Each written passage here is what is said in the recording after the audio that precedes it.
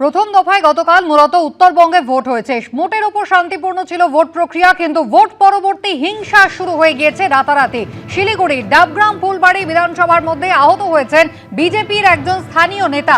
বিজেপির নেতা বিপ্লব দে, তাকে ধারালো অস্ত্র দিয়ে কোপ মারা হয়েছে, এমনটাই অভিযোগ। সনদ ঝা আমাদের প্রতিনিধি রয়েছেন আমাদের সঙ্গে। সনদ, গতকাল তো মোটের উপর শান্তিপূর্ণ ছিল, কি হলো রাত্রে, কি কারণে উত্তপ্ত হলো পরিস্থিতি? বিজেপি নেতা তিনি ঠিক কি অভিযোগ করছেন? দেখো, গতকালকে রাত্রেবেলা বিজেপি নেতা বিপ্লব দে এবং এর পূর্ব ধনতলার বাসিন্দা, এবং তিনি ছিলেন বিজেপির পোলিং এজেন্ট।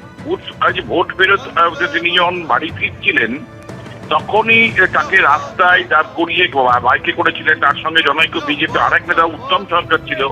তিনি যখন ফিরছিলেন তখনই তাকে মারধর করা হয়, ধারালো অস্ত্র দিয়ে মাথায় লাগে, হাতে লাগে, এবং বিজেপি স্থানীয় কর্মীরা ছুটে এলে তাকে উদ্ধার করে।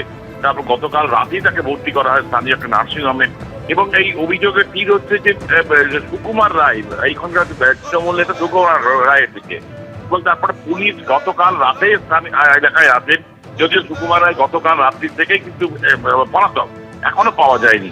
যদিও তৃণমূল অভিযোগ, যদিও এই অভিযোগে জানিয়েছে যে এটা বিজেপির অন্তর্দ্বন্দ্বে নিজেদের মধ্যে মারামারির ফল, এর মধ্যে তৃণমূল জড়িত নয়।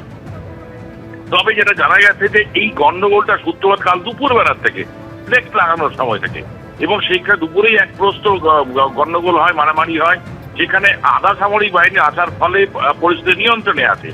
এবং রাতে যখন এই বিপ্লব দে ফিরছিলেন, সে দুপুরের ঘন্টার রেস ধরেই তাকে আক্রমণ করা হয়েছে এমনই মনে করছে বিজেপি। তবে এলাকায় উত্তেজনা রয়েছে। আজকে নিউ জলপাইগুড়ি থানা একটা ঘেরাও করার প্রস্তুতি নিয়েছে বিজেপি। ইতিমধ্যে মিছিল করে এই এলাকায় মিছিল করে জমায়েত হয়েছে, এবং আর কিছুক্ষণ পরে এনজিপি থানায় কি বলে এই বিজেপি কর্মীরা এসে এই তৃণমূল নেতাদের নেতৃত্বের গ্রেপ্তারের দাবিতেই কিন্তু এই থানা ঘেরাও হবে। মানে মিছিল আসছে নিউ জলপাইগুড়ি থানার দিকে। ধন্যবাদ।